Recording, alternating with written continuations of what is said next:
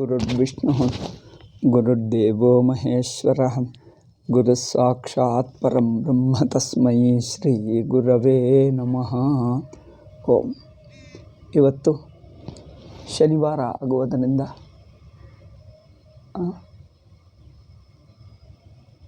ಶನಿವಾರನ ಶುಕ್ರವಾರನ ನಾನು ಮರ್ತೇ ಹೋದೆ. ಇವತ್ತು ಶುಕ್ರವಾರ. ಸುಗಮ ಹೇಳಬೇಕಲ್ಲವೇ, ನಾನು ಮರ್ತು ಹೋದೆ. ಶನಿವಾರನ ಫ್ರೈಡೇ. ನಾನು ಮಿಸ್ಕನ್ಸೆಪ್ಷನ್ಸ್ ಅಂದ್ಕೊಂಡು ಇಟ್ಕೊಂಡೆ. ಆಯಿತು, ಒಂದು ನಿಮಿಷ ಸುಗಮನ ಓಪನ್ ಮಾಡ್ತೀನಿ. ಅಮ್ಮಯ್ಯ, ಶುಕ್ರವಾರ. ನಾನು ಅದು ಮಿಸ್ಕನ್ಸೆಪ್ಷನ್ಸ್ ಅಂತ ರೆಡಿ ಇಟ್ಕೊಂಡೆ.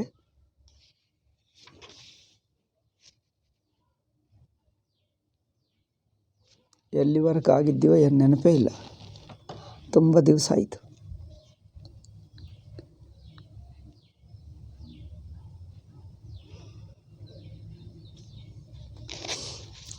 ಓಕೆ, ಮುಂದಕ್ಕೆ ಹೋಗೋಣ. ಐ ಥಿಂಕ್ 46 ಸುಗಮದಲ್ಲಿ 46 ಮುಗಿಸಿದ್ದೇವೆ ಅಂದ್ಕೊಳ್ತಾ ಇದ್ದೀನಿ. ಅಂದ್ಕೊಂಡು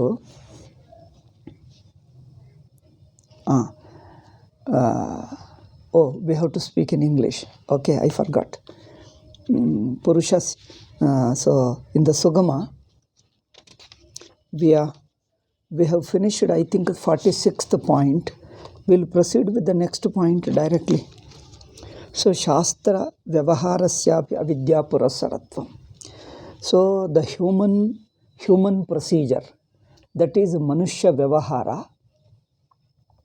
Manushya Vyavahara is similar to animals.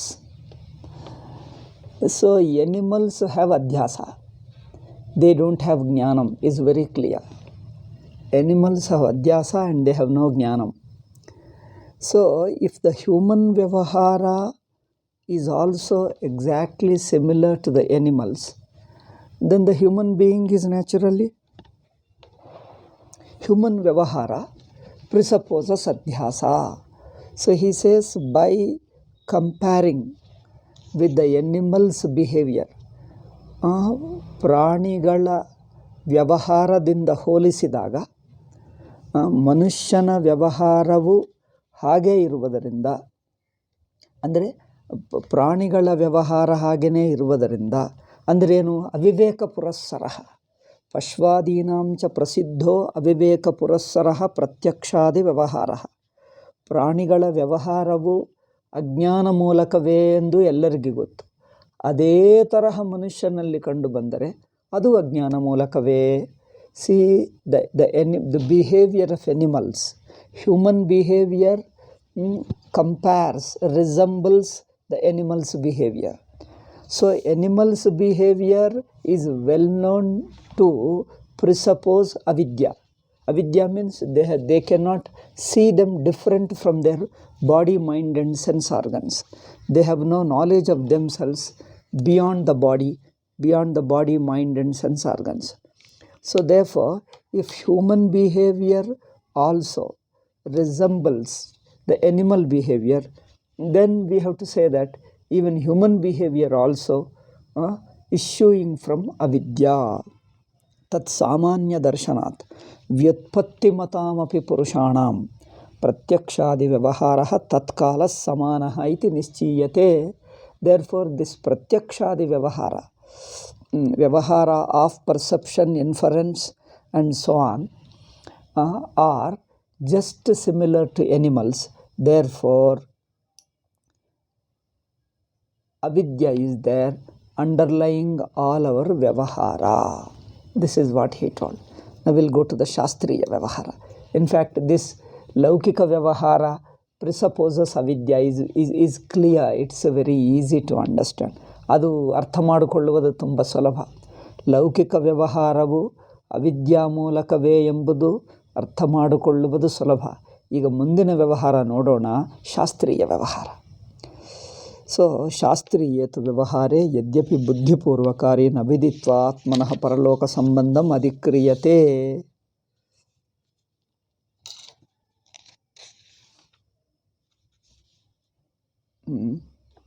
ಇದು ಅಷ್ಟೇನಿಲ್ಲ, ಸುಮ್ಮನೆ ಟೆಕ್ನಿಕಲ್ ವಿಷಯವೇ ಹೊರತು ಏನಿಲ್ಲ. ಸುಮ್ಮನೆ ಓದಿಬಿಡ್ತೀನಿ ಅಷ್ಟೇ, ಓದ್ತಾ ಹೇಳ್ತೀನಿ ಅಷ್ಟೇ.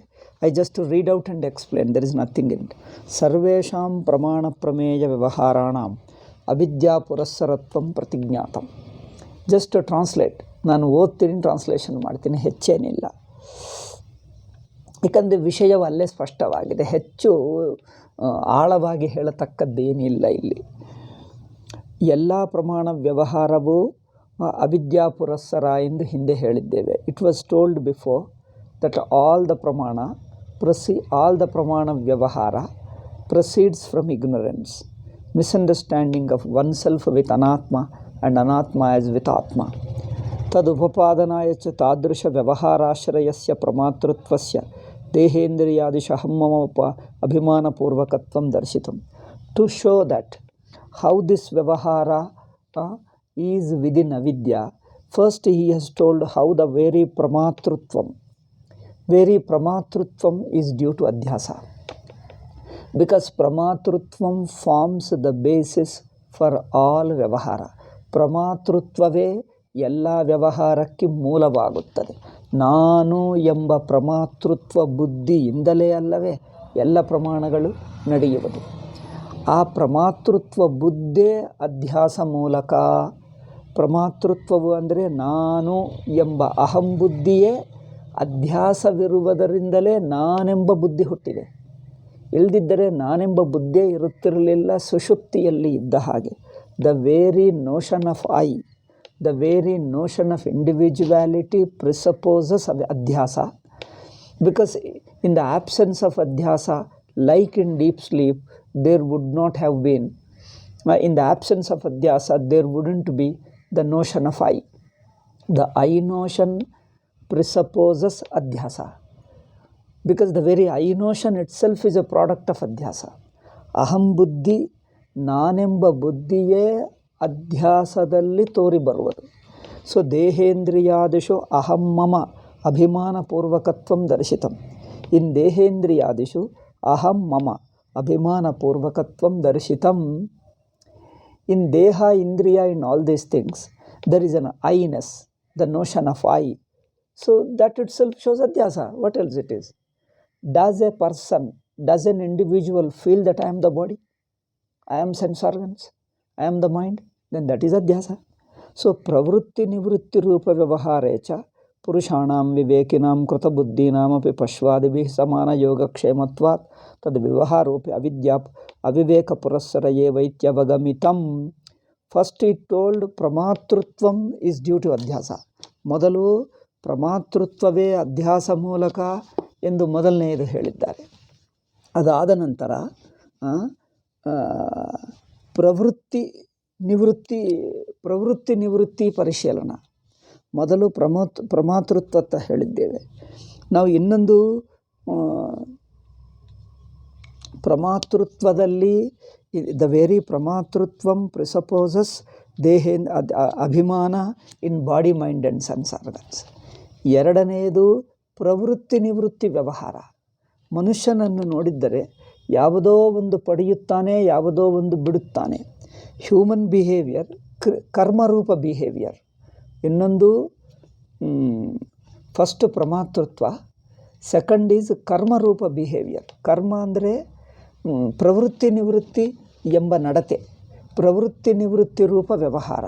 ಪ್ರವೃತ್ತಿ ಅಂದರೆ ಒಂದು ಕಡೆ ಹೋಗುವುದು, ನಿವೃತ್ತಿ ಅಂದರೆ ಒಂದನ್ನು ಬಿಟ್ಟು ಹೋಗುವುದು, ಒಂದನ್ನು ಪಡೆಯುವುದಕ್ಕೆ ಹೋಗುವುದು. ನಾವು ಎರಡು ಬಗೆ ಕಂಡು ಬರುತ್ತದೆ. ವಿ ಸಿ ದ ಪೀಪಲ್, ಪ್ರವೃತ್ತಿ means going towards something and avoiding something, acquiring something and avoiding something. So favoring something and rejecting other. So this procedure, this behavior on the part of human being shows clearly that even this behavior also presupposes adhyasa. So pravrutti nivrutti rupa vyavaharecha. In this vyavahara, purushanam vivekinam krita buddhinam. even the people who have got a good and bad viveka between good and bad, viveka between dharma and adharma, so even those people who have a very good viveka compared to the very pamara jana, very illiterate people, ಅತ್ಯಂತ ಪಾಮರ ಜನರಿಂದ ಹೋಲಿಸಿದ್ದರೆ ಚೆನ್ನಾಗಿ ವಿವೇಕ ಇರುವವರ ಪ್ರವೃತ್ತಿಗಳು ನಿವೃತ್ತಿಗಳು ಅವಿದ್ಯಾ ಮೂಲಕವೇ ಎಂದು ತೋರಿಸ್ತಾ ಇದ್ದಾರೆ. So the ಪ್ರವೃತ್ತಿ ನಿವೃತ್ತಿ, the actions and avoidings means the what you achieve, what you do and what you avoid. Even doings and do's and don'ts, doing and avoiding, acting, both are actions only. Acting towards something or avoiding something, acting for something or avoiding something, both these actions on our part, in spite of our worldly wisdom, in spite of our high intelligence and understanding, this pravrutti nivrutti itself shows a similarity with animals. So tad vyavaharopi aviveka purassara, because even in acquiring and avoiding, in spite of our viveka, adhyasa is running through all these, our acquiring and avoiding.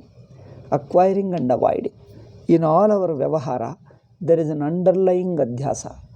ಒಂದು ಪ್ರವೃತ್ತಿಯಲ್ಲಿ ನಿವೃತ್ತಿ ಎಂಬ ಎರಡು ಬಗೆಯಾದ ನಮ್ಮ ನಡತೆಗಳಲ್ಲಿ, ಪ್ರವೃತ್ತಿ ಒಂದು, ನಿವೃತ್ತಿ ಒಂದು, ಈ ಎರಡರಲ್ಲಿಯೂ ಒಂದು ಅಧ್ಯಾಸ ಅಂಡರ್ಲೈನ್ ಇದೆ. ಏಕೆಂದರೆ ನೋಡಿ, ಒಂದು ಬೇಕು ಎಂದು ಹೇಳ್ತೀವಿ, ಒಂದು ಬೇಡ ಎಂದು ಹೇಳ್ತೀವಿ.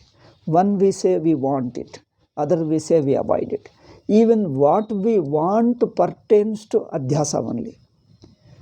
What we avoid also pertains to adhyasa, because the nature of the Atma itself neither wants something nor avoids something. So the very nature of Atma is free from both pravrutti and nivrutti.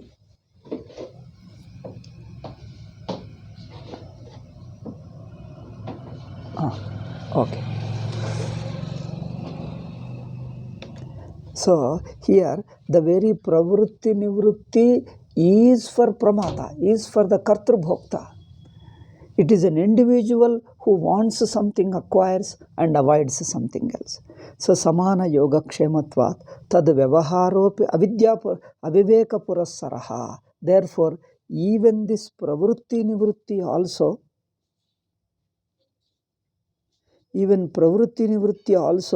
requires mixing up me and not me.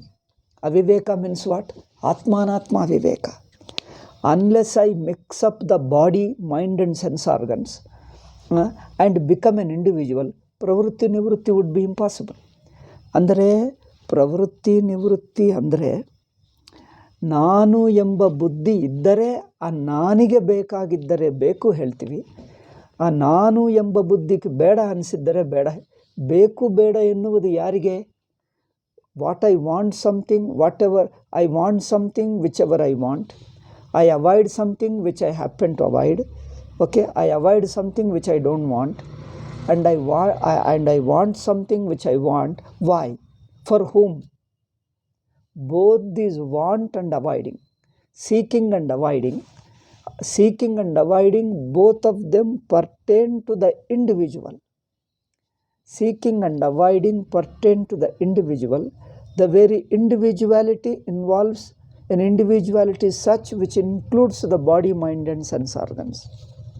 Identification with the body, identification with the mind, identification with the sense organ. That aham alone needs something, seeks something, avoids something. Atma itself, in the very nature of Atma, is such that it neither seeks nor avoids. See, Atma is beyond this.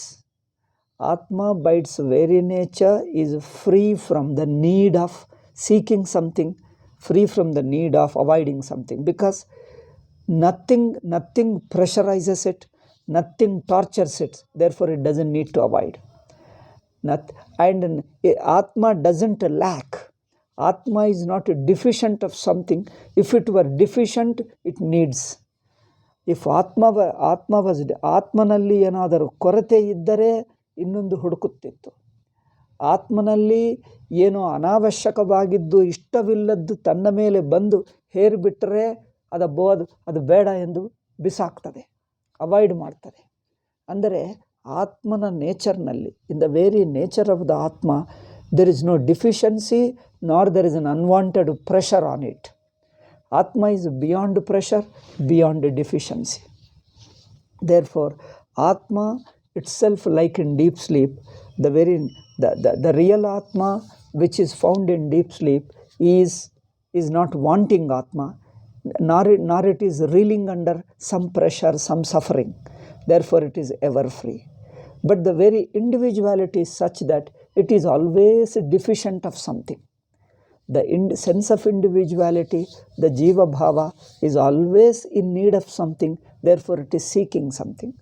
It always is under pressure of something, it wants to avoid something. So ಅದು ಯಾವುದೋ ಒಂದು ಒತ್ತಡಿಗೆ ಒಳಗಾಗಿ ನರಳಿ ಹೋಗುತ್ತಾ ಇದೆ, ಯಾವುದೇ ಒಂದು ಕೊರತೆಯನ್ನು ಅನುಭವಿಸುತ್ತಾ ಇದೆ, ಅದರಿಂದ ಅದು ಬೇಕು ಎಂದು ಬೇಡ, ಪ್ರವೃತ್ತಿ ನಿವೃತ್ತಿ ಆಗುತ್ತದೆ. ಈ ಪ್ರವೃತ್ತಿ ನಿವೃತ್ತಿಗಳಿಗೆ ಅಹಂಬುದ್ಧಿ, ಪ್ರಮಾತು, ಜೀವಬುದ್ಧೇ ಬೇಕು. ಜೀವನಿಗೆ ಇರುತ್ತದೆ, ಆತ್ಮಕ್ಕಿರಲ್ಲ. ಆ ಜೀವಭಾವ ಅಂದ್ರೇನು? ದೇಹೇಂದ್ರಿಯ ಮನಸ್ಸುಗಳನ್ನು ಸೇರಿಸಿಕೊಂಡಿದ್ದು. It identifies with body, mind and sense organs and constitutes the individuality. That individuality is always under some pressure of seeking something and avoiding something. Therefore, in spite of our viveka, in spite of all our intelligence, understanding, scholarship, maturity, culture and all that, still pravritti nivritti. In fact, no culture removes pravritti nivritti from us. See, in spite of our education is not to remove our pravritti nivritti. You see the modern education, does it remove pravritti nivritti on our part, or in fact it makes it more sophisticated? See, pravritti nivritti doesn't go away with our education, culture, money and status. See, this is a very strange thing. Pravritti nivritti is the real problem in life. Pravritti is a pressure, nivritti is a pressure. I am pressurized to seek something. I feel a deep lacking, deep deficiency in me, which pressurizes me to seek something. And I am under pressure of some sorrow, some suffering, therefore I want to avoid something. So I am continuously under some pressure. And our culture, education, and our status and money and sophistication, civilization and all that, does it remove the pressure which is forcing me, which necessitates my pravritti and nivritti? Engaging and avoiding. That means engaging, which engages me, which pushes me towards something, or which makes me to avoid something. Now, does our culture, our education, our qualifications, money, assets, status, name and fame, the celebrity and all, does it remove our pravritti nivritti? All are equally under the pressure of pravritti nivritti. See, there's a strange thing is, all human beings, in spite of their culture, education, etc., everybody is under the pressure of pravritti nivritti. Who is free from that pravritti and nivritti? Tell me. Does education remove your pressure? Culture remove? Culture doesn't remove. Because you continue to be under the pressure of seeking something and avoiding something. Education only makes it sophisticated, but you don't become free from it. Therefore, that pravritti nivritti is common to animals with us. So, there, aviveka purassaraha, the pravritti nivritti naturally implies the sense of individuality, and individuality naturally, automatically implies the identification with the body, mind and sense organ. See how Vedanta goes deeply, probes deeply into our nature and finds out what exactly is the problem, where exactly is the samsara problem. Okay? Therefore, pravritti, nivritti, education, culture, money, status, all poshness, nothing removes. In fact, it only assumes another form. In fact, we are only making our pravritti nivritti sophisticated, more diplomatic, more clever pravritti, clever nivritti, that's all. Compared to an animal's pravritti or an illiterate villager's rustic's pravritti nivritti, he is a simple, innocent and straight. But human beings are more sophisticated. Oh, they say, no, we are only working for others, we are selfless, we don't need it. But even there he wants something. And see, in spite of all his tall talks, there is a pravritti and there is a nivritti.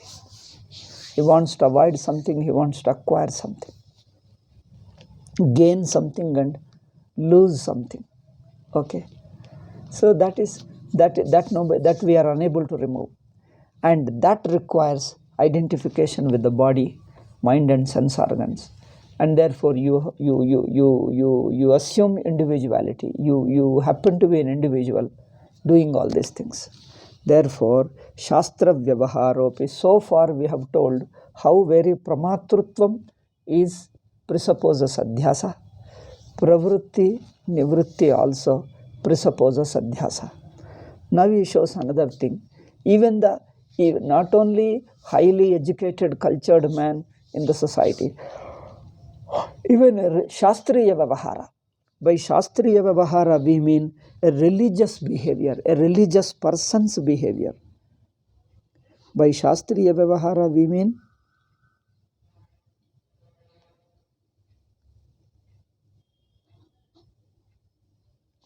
religious behavior. Okay?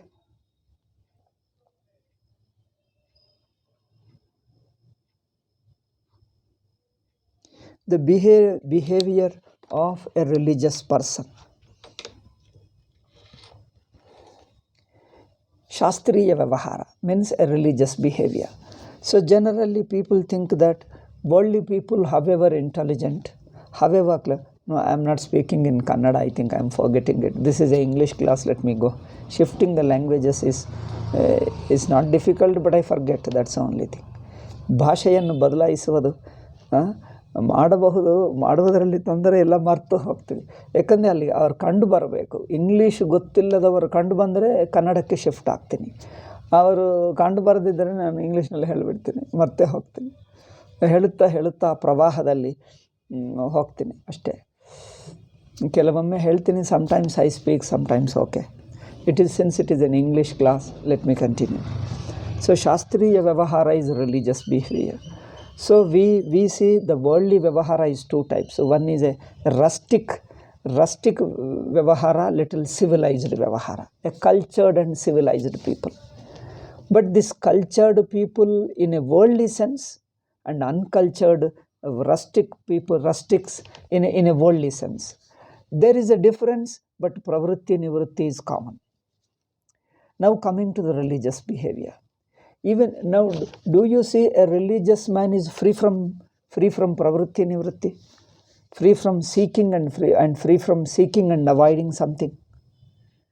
So, in fact, religious man means, if we go by that Islam, Christianity, religion, they are just like any politicians alone. Religion, for them, the religion is nothing but politics and destruction, and is a much more worse. In fact, it is a more of asuratvam rather than any religious thing. So we leave those religions, so-called religions, which are only politics. We leave them. So we are talking of a sincere religion, a true and sincere religion. Okay? Even the true sincere religion who believes in the other world, does good to the society, he follows all the sadhanas, values and prayers and rituals, upavasa, vrata, niyama, follows certain discipline, and doesn't cheat others, doesn't exploit, certain values he follows, certain prayers, certain selfless service, certain rituals he follows, individual rituals, family rituals, Vedic rituals, and so on. And certain festivals, okay, and how he relates to people. A religion is a relationship and activity. How you relate to people, how you relate to money and property and the things. So with all respectfully you relate to them, because It is a faith that guides you, that leads you in religious activity. So, generally, from the worldly standpoint, compared to the rustic, a cultured, educated man is a better person. But compared to these two people, rustic as well as a civilized, cultured man, religious man is considered as a deeper man. A person who lives for a higher level of life, who lives a much deeper life which others don't understand. Most of them, they don't understand. So religious behavior is considered as an advanced, highly evolved, noble behavior. Now Vedanta says it is true. Compared to the rustic man and cultured man, religious behavior is better because it adds another dimension to life, another depth to life. Because religious behavior involves a larger vision of jiva, larger vision of world, and larger vision of spirituality, individuality also. Larger vision of values, larger vision of God and all. So the God is not something to make you wild, vulgar and aggressive. God means a vision of you, an understanding of life from a different angle, from a wider angle. So even the understanding of jiva, understanding of world and its relation with it, and even understanding of Ishvara means your vision of life changes. You have a different level of looking at life. So that's what religion means. Therefore, religion gives a different understanding to life. So he thinks of himself as having existed before the birth of the body, and after the death of the body you continue. See, what does the religious vision? Religious means that Adi Daivika we call them. Okay? In our Shastra, Shastriya Vyavahara means in English religion, religious behavior. The religion means in our Shastras, Adi Daivika is called religion. Okay? Dharma and Adi Daivika. Adi Daivika means belief in Punya, Papa, and Ishvara, Paraloka, Punarjanma, Karma. These are the things are called religious. That is Adi Daivika. So Shastriya Vyavahara. Shastra teaches that Atma, that is ourselves, is more than the body. One thing it says, Atma, that is you. We are all, though we are sheltered in the body, though we find ourselves embodied, we are using the body, but we are something more than the body. Though functioning through the body, we can give up this body. We are more than the body. More than the body only means that even after this body, this body dies, this body decomposes, or this body is given up, you continue to exist in another form. That's what it means. Jiva is more than the body, more than the mind, therefore he continues to exist. Second thing is, the whatever karmas you do, your attitudes, your feelings, whatever feelings, attitudes, thoughts and actions you do here, you follow here, will have a far-reaching effect. Karma means, the law of karma means, the karmas, the thoughts, the feelings, the relationships, whatever you have a far-reaching effect, more than your perception and inference can understand. The physical relationship, what can be seen through perception and inference, is very limited to the physical laws. There is a more than that. There is a moral law, or there is a karmic law. Moral law or karmic law, which means this law relates to us. This law relates us in this body, in this world. It connects us in this body and in this world to then another life and another janma.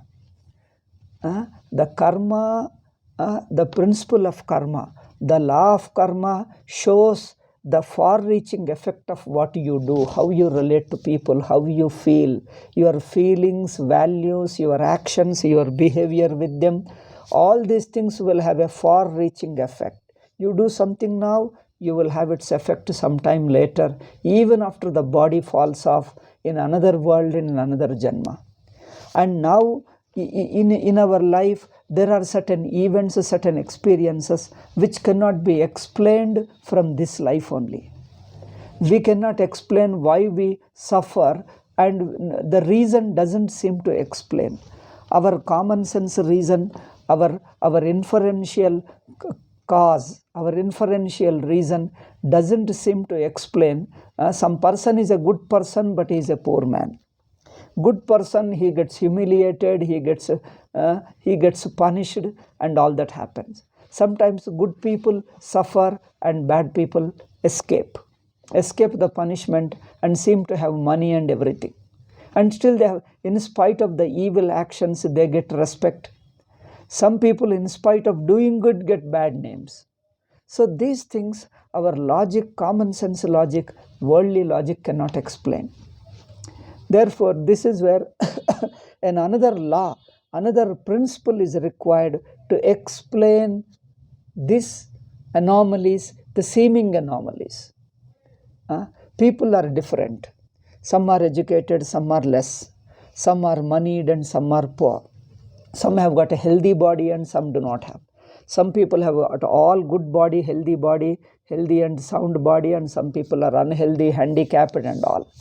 So the circumstances also. Some people's word society accepts easily and he becomes popular. And some people, in spite of doing good, it doesn't seem to attract people and become popular. Some people are good, yet they are not popular. Some people are too superficial, but they become very popular. So these things, why does it happen? We are unable to explain. We just cannot explain at all. So you require to bring another law, a deeper law, an underlying deeper principle which is working and which is able to explain these things. So what we do now, the rituals, actions, values, relationships and feelings and thoughts, whatever we entertain, they have an effect, two kind of effect. One is a visible, immediate effect in this world. Another is a far-reaching effect. The effect, you don't see it now, but at a later time, after the death of the body, or in another world, you start experiencing the effect of what you do now. Sometimes you experience even now certain strange circumstances, certain strange behavior of the people, strange fate, which can be explained only if you have done something, a similar karma, responsible, some karma sometime before in your earlier life.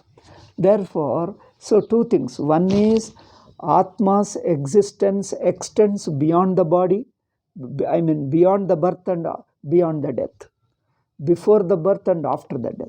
Second is a law of karma. Whatever you do and entertain, feel and think, all these things just don't go away. They will produce and you will have to experience the result of it. So this law of karma explains many things, and it is not simply physical law, and our inference is not enough to understand it. Okay? So there is something, a deeper law deeply working through the world. Then only you can explain these anomalies, the differences, which look apparent contradictions, apparent inexplicable behavior, inexplicable conditions of people. Okay, therefore the law of karma. And the third one is the world as a whole created and it is running, follows certain order. It follows certain order. So there is somebody who is ordering it, restructuring the world and then maintaining it. Somebody who brought about the world, some conscious principle, some conscious, highly intelligent, omniscient principle, omniscient, intelligent principle, which has existed before the world, brought out the world, all natural laws, the natural powers, laws, and even human individuals, animals and plants and all. Somebody who brought out, who is running all this show, and later who dissolves all this into himself. But he himself is not subject to the process of the world. Okay? Some maker of the world, maintainer of the world, and also dissolver of the world. Srishti Sthiti Laya Karaka. And he himself, he is all pervasive, he runs through all the world, yet he himself is not subject to the process of the world, cause and effect of the world. See, very interesting. Himself is not subject to the cause and effect of the world, but he constitutes the basis of the world. Okay, this is Ishvara. This Ishvara means discovery of another principle again. Karma principle, Jiva, Jagat, and Ishvara. All these four principles imply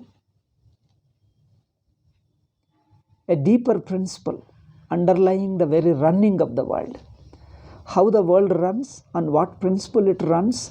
So these four aspects of understanding. One is Jiva, second is Karma, the principle of Karma, law of Karma, third is Jagat and Ishvara, fourth is Ishvara. So our understanding of these four shifts, law and enlarges. So the religion is supposed to give you this kind of a larger vision, so that your behavior, you will be able to account for many things, many inconsistencies, and you become a better person, more nobler person, selfless person, and more responsible, a man of values, man of devotion, man of more responsibility. So therefore religion is supposed to make this. But the prevalent religions on the globe, in the earth, they are only more destructive politics, and therefore the religion got all bad name because of these two religions in the world.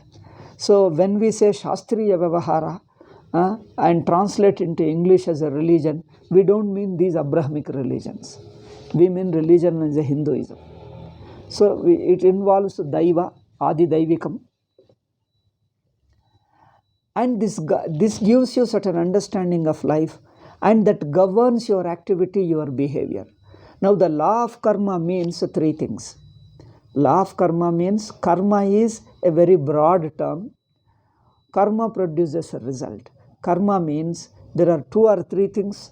One is normal activity of life. Second is your emotions, thoughts, that is the values. And third is rituals that you perform, prayers, rituals, upavasa, fasting, tirtha yatra, and all that thing with a faithfully. With a faith you follow certain ritual actions like japa, puja, and so on. Okay, rituals, normal actions, and it is a cultured values and all that. That is a feelings and values. Okay, the feelings and values at the mind level, action at the body level, and certain special actions called ritualistic actions. So these three follow the law of cause and effect. Cause and effect. Therefore, we generally say, our Shastra says, every aspect, every movement in your life, every movement, anything that you do, anything that you express, every movement produces some phalam. So there is a law governing this karma phala. And therefore, whatever you do, with what attitude, what feelings, what thoughts you do, decides what effect you are going to get. So, and this law is universally applicable to all people.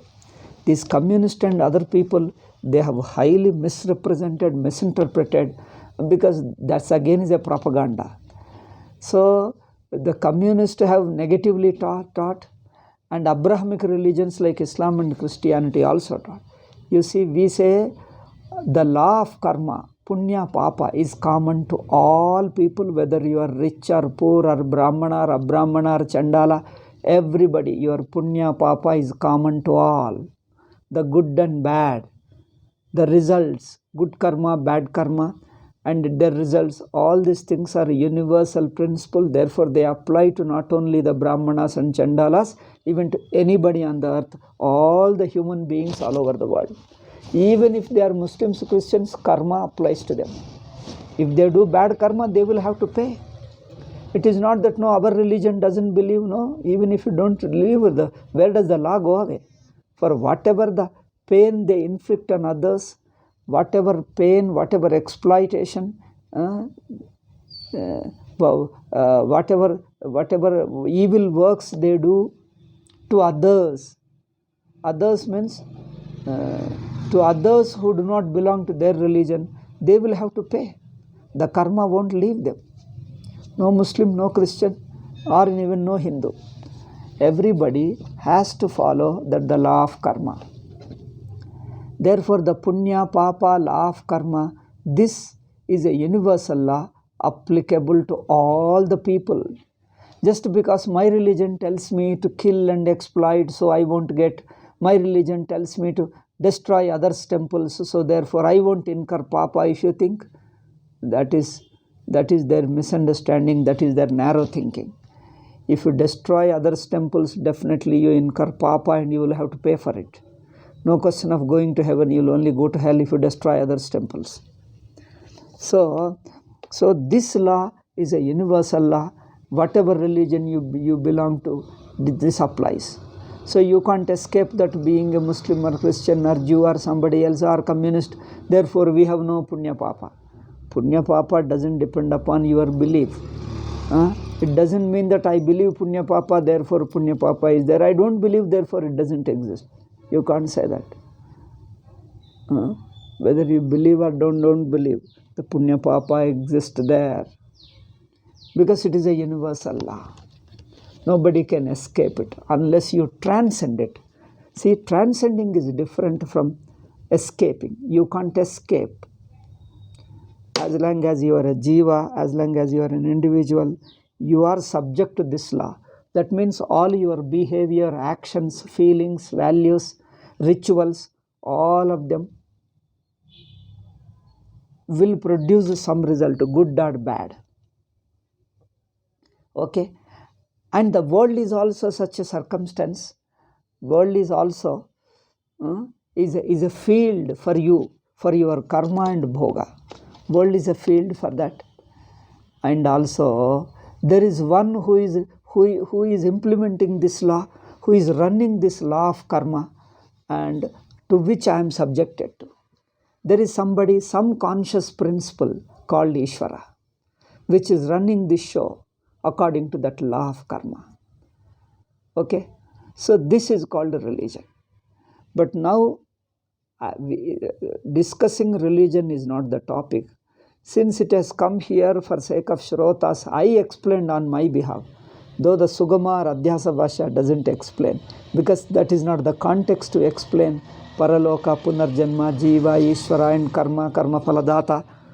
Ishvara is a Karma Dhyaksha, Karma Phaladata, all these things is not the context to explain. Yet I have explained because our people, some of them need it. Okay. Now the Vedantic context is even a religious behavior, religious belief, religious thoughts, religious actions, and all you are living as a religious person.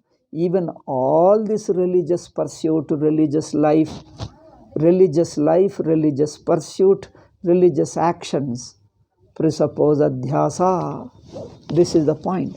People think that religious people are closer to God, they have transcended adhyasa, they have transcended avidya. No. Religion means there are two levels. One is jnana, another is upasana, karma kanda. In karma upasana kanda is religion. That doesn't help you to transcend adhyasa, because you continue to be an individual. Even while practicing religion, even when you believe in religion, religious actions, religious prayers, ritualistic actions and all, still you are an ajnani, you are in adhyasa.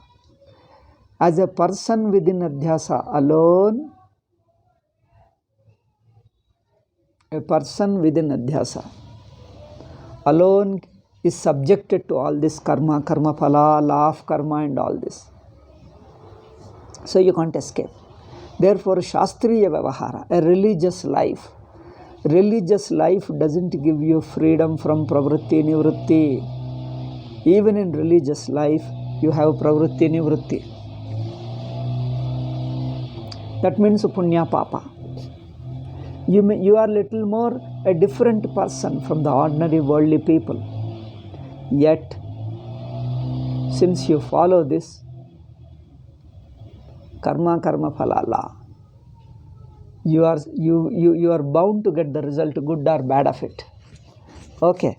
Therefore, shastriye tu vyavahare, even shastriya vyavahare, pramana prameya vyavaharatvat, avidya purassarayeva ityuktam, even the shastriya vyavahara, even the religious life too presupposes adhyasa.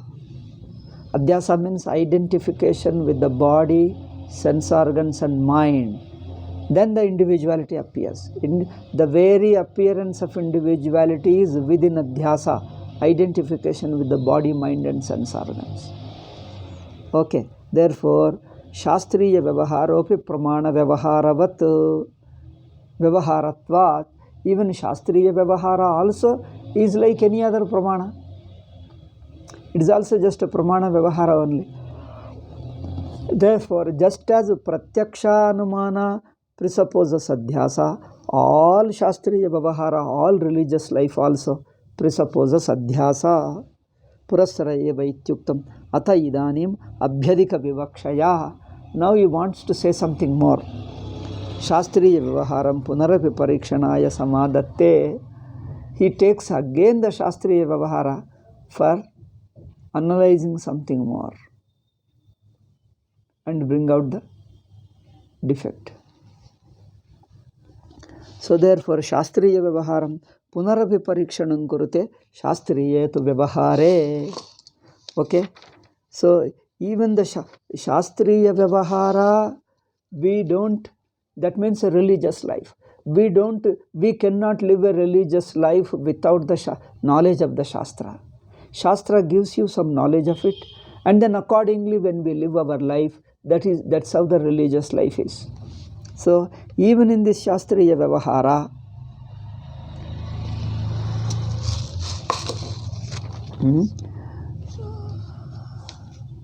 adhyasa is there. Shastriya vyavahara is a conscious, buddhipurvakari, a conscious effort. Aviditva atmana, paraloka sambandham. You can't be a religious man unless you know that you are connected to the other world after the death of the body. After the death of the body, you are going to live and you are not the body. Body is one small part of it. It is dispensable. You can assume another body, but you are you, something more than the body. And you are subject to the law and somewhere. So whatever you have done, you will have to pay for it.